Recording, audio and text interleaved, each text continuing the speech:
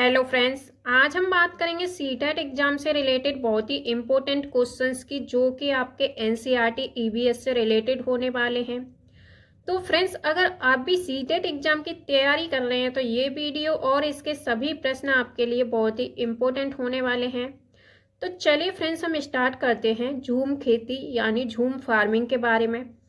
इसका first point है, एक फसल काटने के बाद जमीन को कुछ वर्षों के लिए वैसे ही छोड़ दिया जाता है, वहां कुछ भी नहीं उगाया जाता है।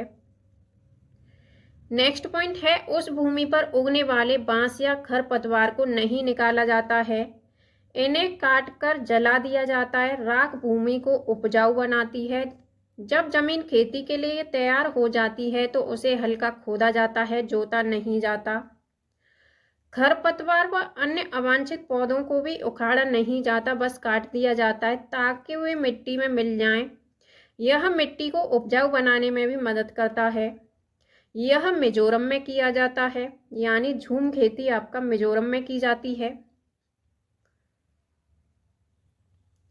मिजोरम की मुख्य फसल चावल है।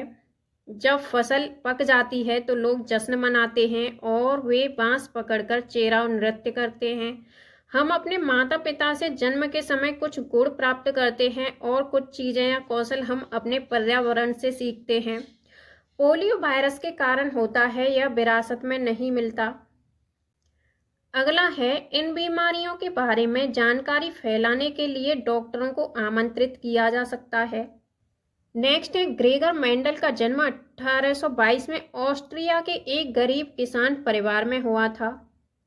7 साल तक उन्होंने यानी ग्रेगर मेंडल मठ के बगीचे में 28,000 पौधों पर इन्होंने प्रयोग किए। मटर के पौधों में कुछ गुण होते हैं जो कि जोड़े में आते हैं, जैसे कि बीज या तो खुरदरे होते हैं या फिर चिकने होते हैं। दशहरा वर्षा ऋतु से पहले आता है। गन्ने की खेती के लिए अधिक पानी की आवश्यकता होती है। पूरन पोली, गुड़ और चने की मीठी रोटियां, इसे मसालेदार कड़ी या डिश के साथ खाया जाता है। कारवां एक बस या बड़ी गाड़ी है जिसमें सभी सुविधाओं के साथ रह सकते हैं। चूहों की दृष्टि कमजोर होती है, लेकिन सूंघने, स्पर्श और स्वाद लेने की क्षमता बहुत अच्छी होती है। नागपुर में दाल में चीनी मिलाते हैं। नृत्य में भावनाओं को व्यक्त करने के लिए हाथों और चेहरे का उपयोग किया जाता है। इन्हें मुद्रा और भाव कहते हैं। उल्लू काफी हद तक अपनी गर्दन पीछे की ओर घुमा सकता है। मैना अपनी गर्दन को झटके से आगे पीछे करती है। एक पक्षी के पंख उसे उड़ने में मदद करते हैं और खुद को गर्म भी रखते हैं। समय समय पर पक्षी अपने पुराने पंख खो देते हैं और उनके स्थान पर नए पंख उग आते हैं। अब बात करते हैं नेक्स्ट पॉइंट की। नेक्स्ट है आपका ब्रेल लिपि के बारे में। तो ब्रेल को एक नुकीले औजार से उभरे हुए बिंदुओं यानी डॉट्स की पंक्ति बनाकर मोटे कागज पर लिखा जाता है।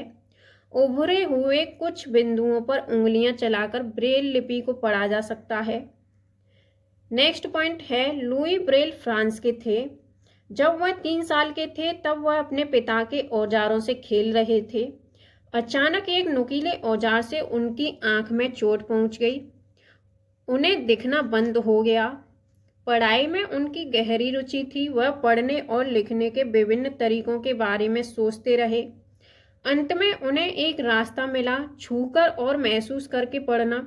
पढ़ने के इस तरीके के बाद में ब्रेल लिपि के रूप में इसे जाना जाने लगा। यह लिपि 6 बिंदुओं पर आधारित है। ब्रेल को अब कंप्यूटर का उपयोग करके भी लिखा जा सकता है। यदि आप बच्चों को वास्तविक ब्रेल लिपि दिखाएंगे तो वे इसे बेहतर ढंग से समझ सकेंगे। ईवीएस के बारे में एनसीएफ 2005 क्या कहता है? तो ईवीएस की थीम है, इसकी मुख्य थीम है 6, परिवार और दोस्त यानी फैमिली एंड फ्रेंड्स। नेक्स्ट है भोजन। नेक्स्ट है पानी। और 4th है आपकी आश्रय।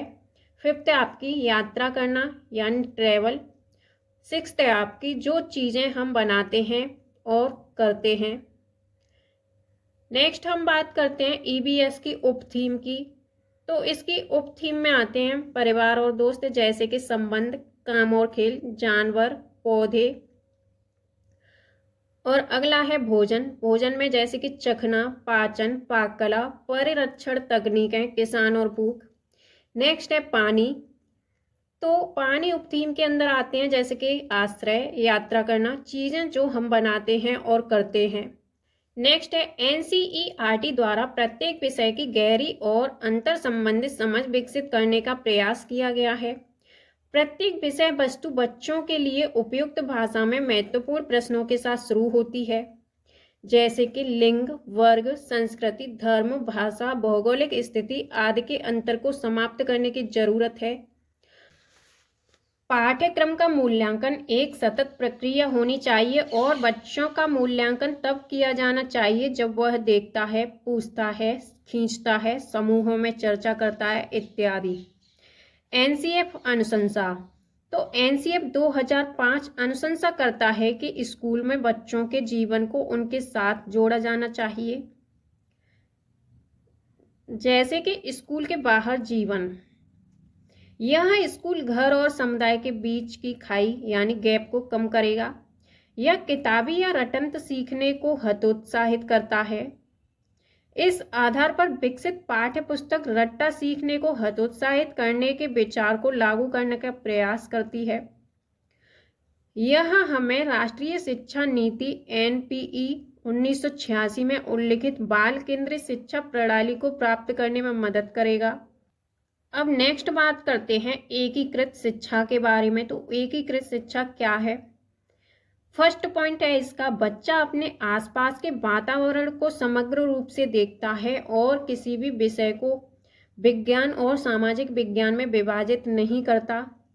इसीलिए क्लास 3rd और 5th में ईबीएस यानी इसमें विज्ञान, सामाजिक विज्ञान और पर्यावरण शिक्षा की अवधारणाओं और मुद्दों को एकीकृत करता है। यह विषय क्लास 1st और 3rd में नहीं है, लेकिन इससे संबंधित मुद्दे और अवधारणा भाषा और गणित का हिस्सा है। ईबीएस की पाठ्य पुस्तक में परिभाषाओं और मात्रा की जानकारी के लिए कोई स्थान नहीं है। यहाँ तक कि पुस्तक में प्रयुक्त भाषा औपचारिक नहीं है, बल्कि बच्चों द्वारा बोली जाने वाली भाषा है। पाठ्य पुस्तक ज्ञान का एकमात्र स्रोत नहीं है, बल्कि लोगों और उनके पर्यावरण, समाचार पत्रों आदि जैसे सभी स्रोतों के माध्यम से ज्ञान का निर्माण करने के लिए बच्चों का समर्थन करना चाहिए।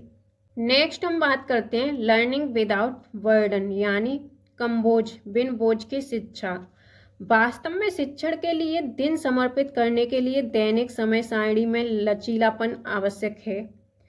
शिक्षण और मूल्यांकन के तरीके भी वर्तमान पाठ्यपुस्तक की प्रभावशीलता को निर्धारित करेंगे।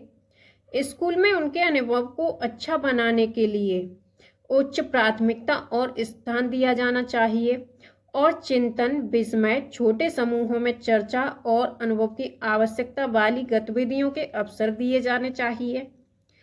ईबीएस की पाठ्य पुस्तक बाल केंद्रित है ताकि बच्चों को तलाशने के लिए काफ़ी जगह मिले और उन्हें रटने के लिए मजबूर ना किया जाए। स्कूल में अधिकारियों की भूमिका।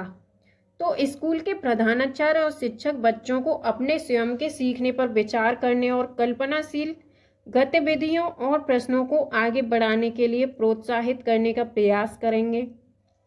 बच्चों को अपने वयस्कों द्वारा उन्हें दी गई जानकारी से जोड़कर ज्ञान उत्पन्न कराना चाहिए। रचनात्मकता और पहल को विकसित करना संभव है अगर हम उन्हें सीखने में प्रतिभागियों के रूप में देखते हैं, न कि ज्ञान के एक निश्चित निकाय के रिसीवर के रूप में। अब नेक्स्ट पॉइंट की हम बात करते हैं। पुस्तक को परीक्षा का एकमात्र आधार नहीं मानना चाहिए, क्योंकि यही कारण है कि सीखने के संसाधनों और साइटों की उपेक्षा की जाती है। तो गाइज, आपको ये वीडियो कैसी लगी ये आप हमें एक बार कमेंट बॉक्स में ज़रूर बताएं और एक बार आप चैनल को सब्सक्राइब करके वीडियो को लाइक ज़रूर कर दें। धन्यवाद।